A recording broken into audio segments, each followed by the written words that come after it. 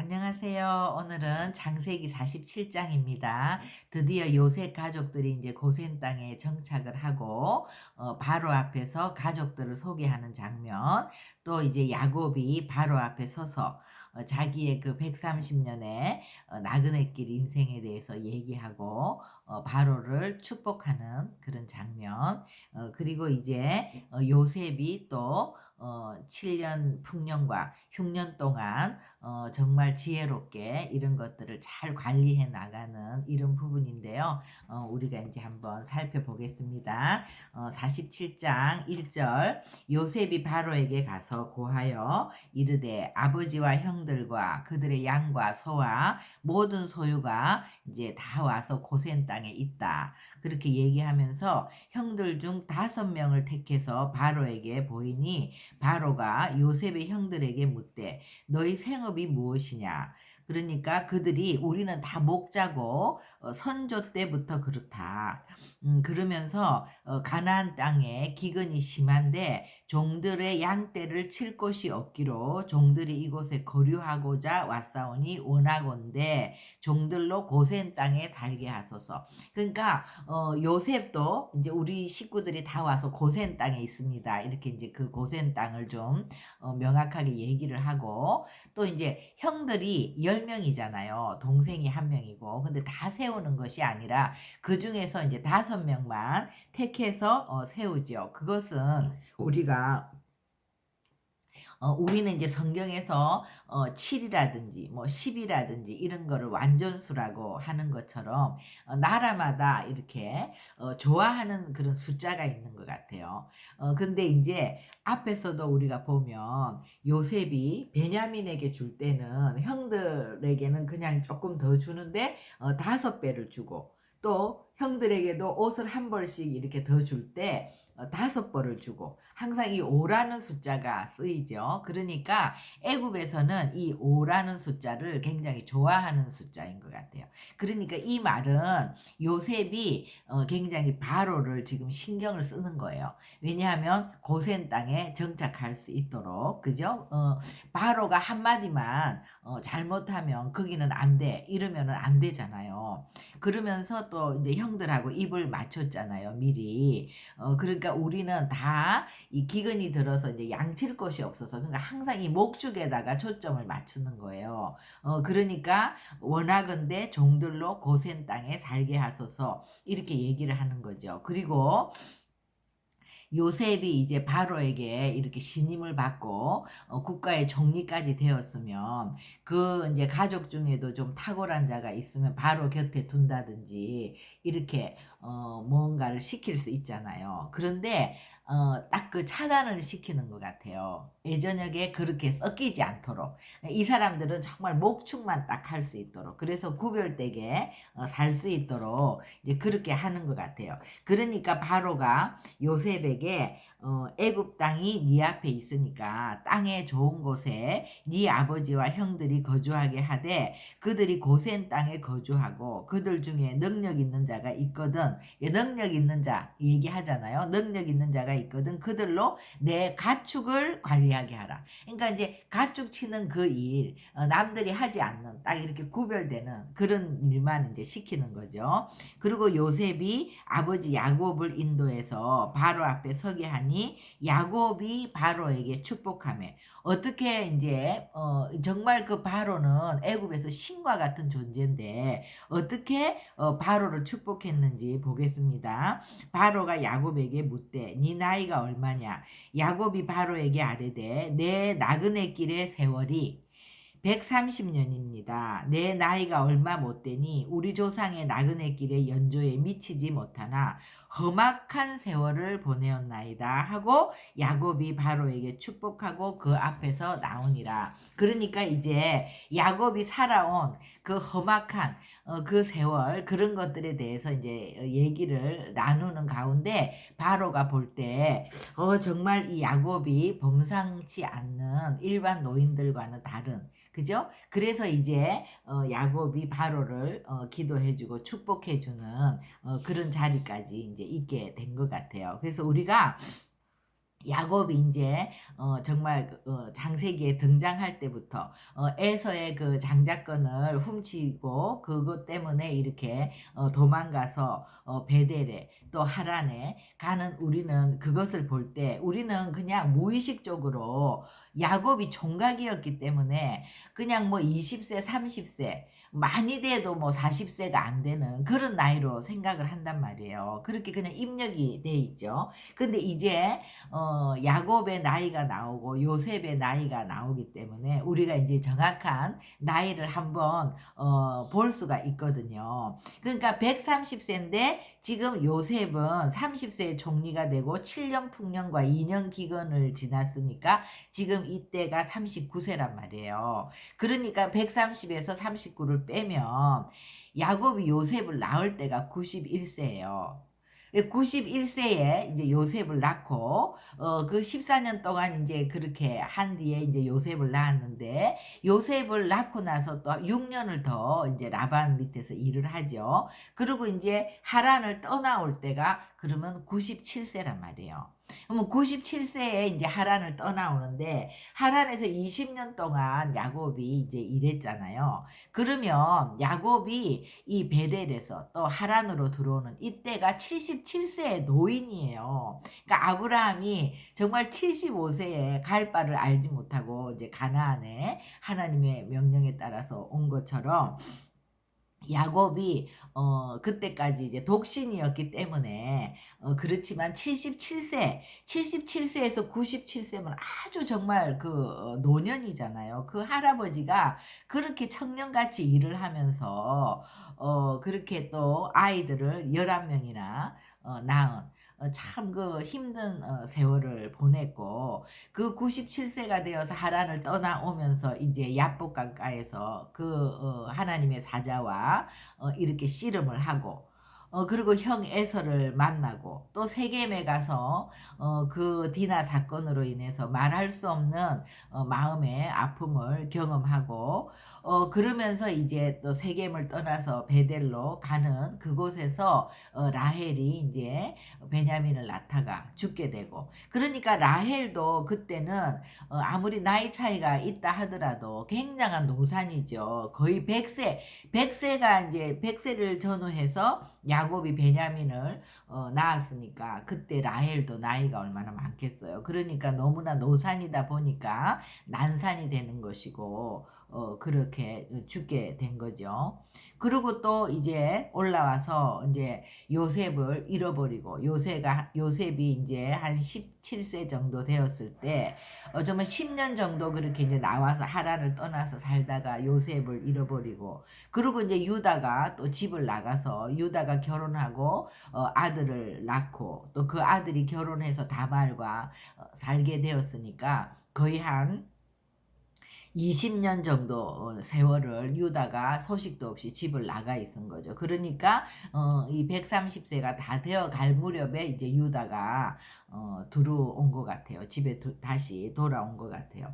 그러니까 뭐 정말 보통 사람이 한 번 겪기도 힘든 이런 일을 많은 사건들을 너무나 많이 그러니까 야곱은 77세 이전에는 정말 물론 그 나이까지 결혼도 못하고 혼자서 이렇게 독신으로 있은 거잖아요. 그러니까 참 외롭기도 했고 답답하기도 했고 힘들기도 했겠지만 그래도 이제 육신적으로는 그냥 부잣집 도련님이었죠. 그 많은 그렇게 막 일에 시달리고 여러 가지 그런 골칫거리 인생사 그런 고난이 많지 않았을 텐데 그 77세 인제 하란에서부터 시작해서 지금까지 130 세까지 정말 바람잘 날이 없는 그런 인제 세월을 겪지 않았습니까? 그래서 내 인생 나그네 길이라고 얘기하죠. 정말 그것은 바로에게 바로가 지금 이 거대한 애굽 나라의 신과 같은 존재고 너는 이것이 영원할 것 같이 많지만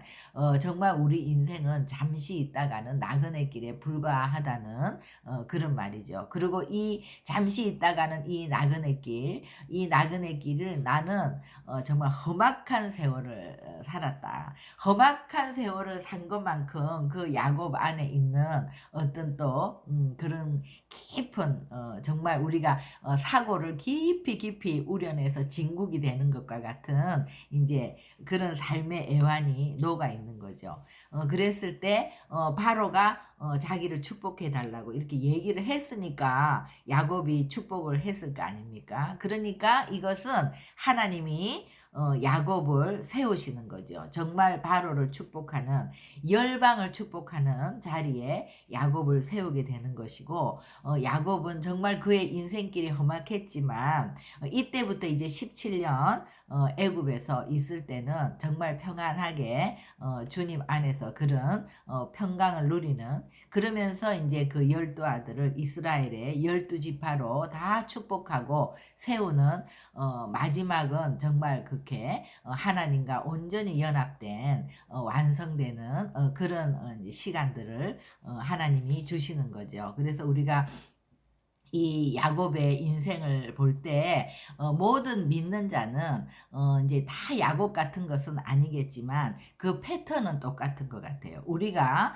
정말 예수님을 믿고 교회에 나왔을 때 우리가 종교 생활이 아니라 예수님을 인격적으로 이제 만나고 나면 그때부터는 다 자기 안에 문제들이 있는 거죠. 숙제가 있는 거죠. 그래서 그런 문제들 그런 것들을 통해서 우리가 이제 광야의 훈련 가운데 들어가는 것이고 이 광야의 여정을 겪으면서 하나님은 정말 하나님의 백성들을 불 가운데 던져서 은같이 연단하고 금같이 시험한다고 했는데 그렇게 우리가 다 이 우리 안에는 정말 죄성이 있기 때문에 하나님을 계속해서 거역하는 내 마음대로 내가 주인 되어서 사는 그 죄성들을 하나님이 하나하나 뽑아내는 그 시간 동안에는 우리가 그것이 정말 뼈를 깎는 그런 아픔과 고통이지 그것을 뽑아내는 시간이 편안하고 시원하고 즐거운 사람은 없지 않습니까?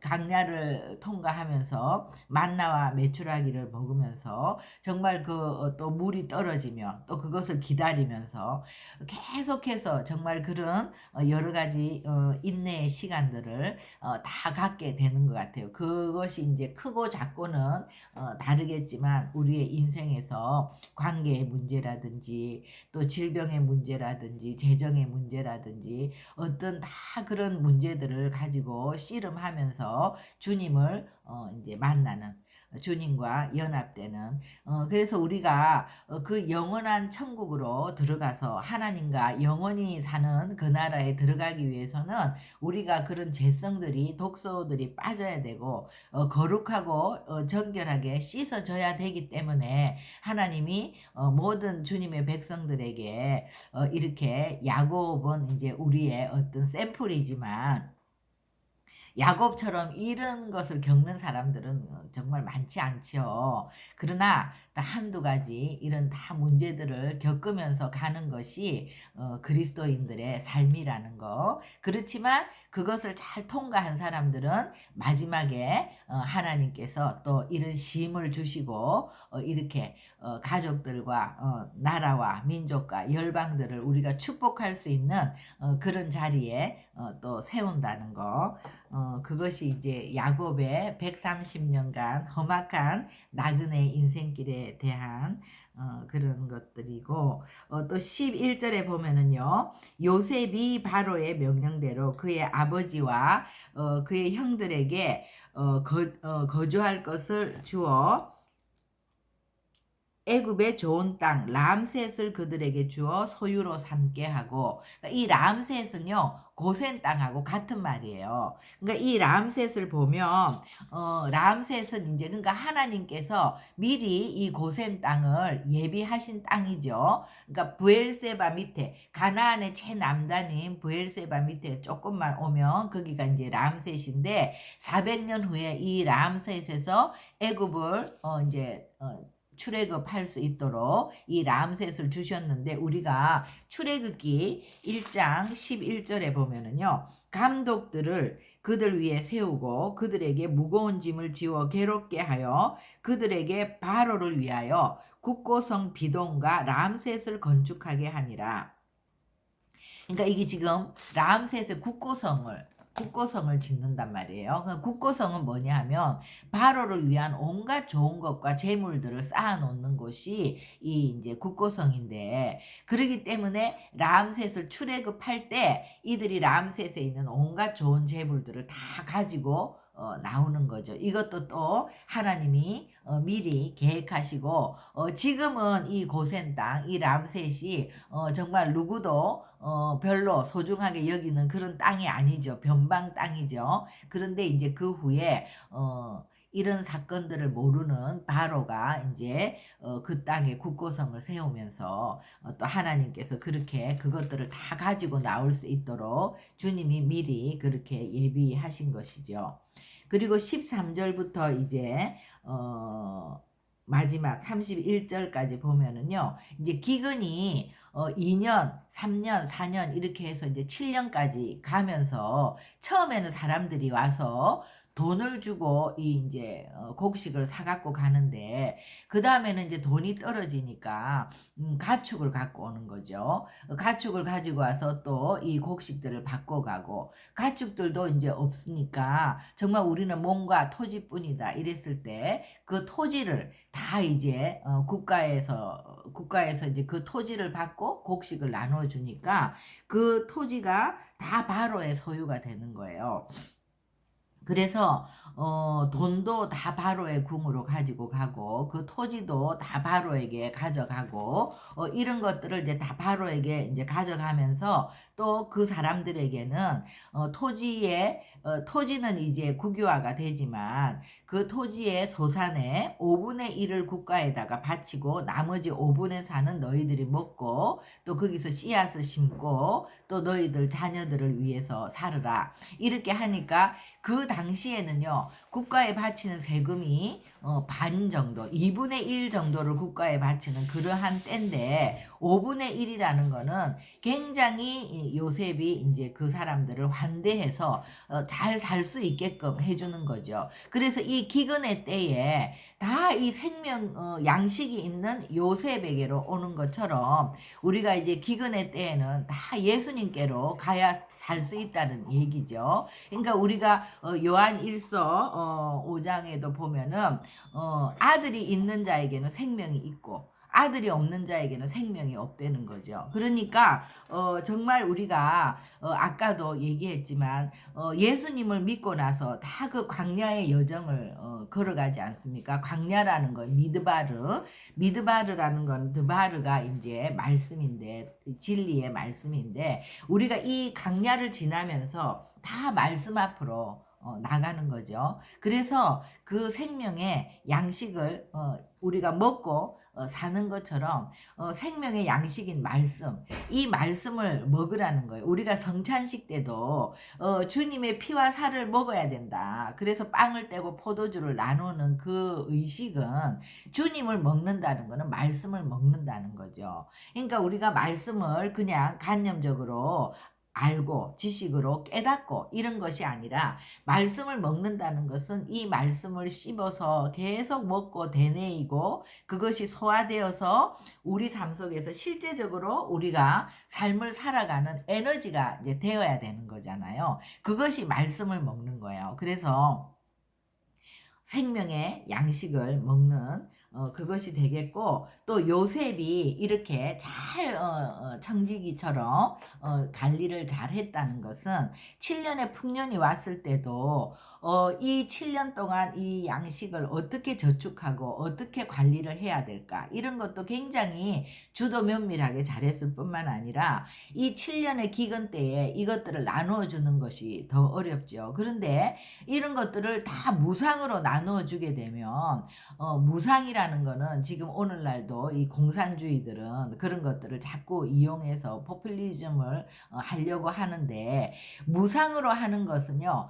굉장히 이거는 페어하지가 않은 거예요. 공평하지가 않고, 또 사람은 뭐든지 내가 대가를 지불할 때 그런 것들, 대가를 지불한 것만큼 내가 받아오는 거죠. 그죠? 그런데 이제 이 대가를 지불할 때도 이런 것들을 요셉이 다 총체적인 책임을 지고 관리를 하면서 조금이라도 그 땅을 자기 몫으로 소유했다든지, 조금이라도 그런 돈을 자기의 부를 축적했다든지, 이런 게 전혀 없지 않습니까? 그러니까 요셉은 우리가 50장 이제 24절에도 요셉이 죽을 때에도 보면은요, 요셉이 그의 형제들에게 이르되 나는 죽을 것이나 하나님이 당신들을 돌보시고 당신들을 이 땅에서 인도하여 내사 아브라함과 이삭과 야곱에게 맹세하신 땅에 이르게 하시리라 하고, 또 이스라엘 자손에게 맹세시켜 이르기를 하나님이 반드시 당신들을 돌보시리니 당신들은 여기서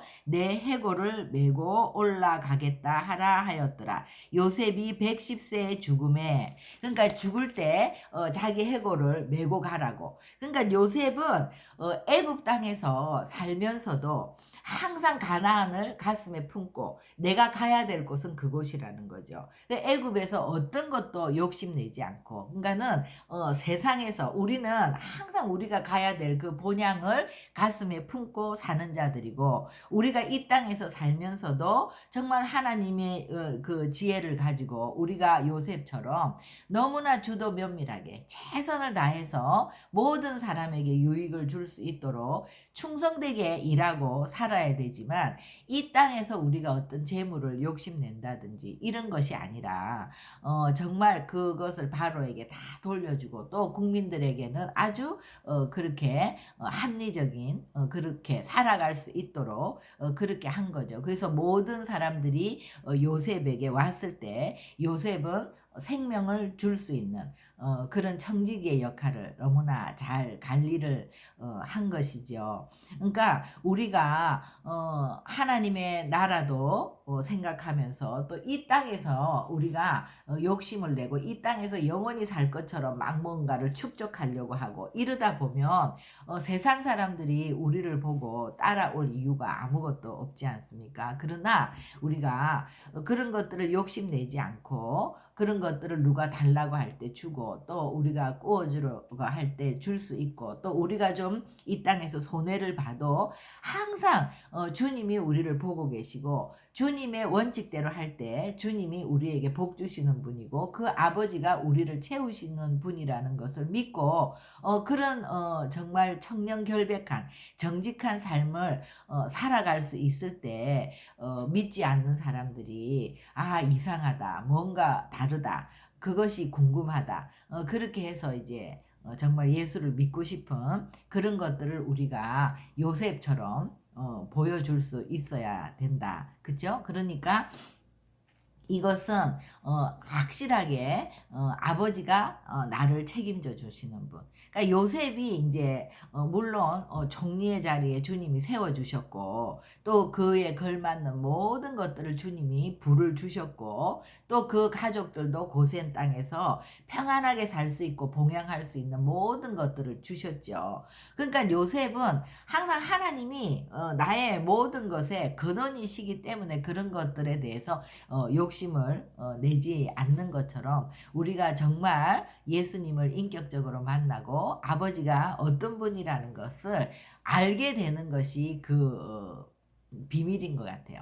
그것을 정말 아는 것만큼 우리가 이 땅에서 그런 삶을 살아갈 수 있는 것이고, 우리가 그것을 알지 못할 때는 자꾸 자기의 생각이 들어가게 되는 것이고, 또 우리가 그런 재성이 자꾸 또 나타나는 것이고, 그렇기 때문에 우리가 이런 삶을 살기 위해서는 말씀을 먹는 것이 우리의 그런 해결책이죠. 계속 말씀을 먹고 또 그 말씀을 소화시키고 또 그 말씀대로 살려고 순종하고 또 그것대로 살려고 기도하고 이렇게 해서 말씀이 우리의 체질이 될 때, 그 예수 그리스도가 우리 안에 들어와서 우리의 삶을 이끌고 나갈 때 그런 삶을 사는 것이 아니라 이렇게 요셉과 같은 삶이 사라지는 것이죠. 그래서 오늘 우리가 또 47장의 이 말씀을 통해서 다시 한번 이 말씀이 완전히 우리 속에서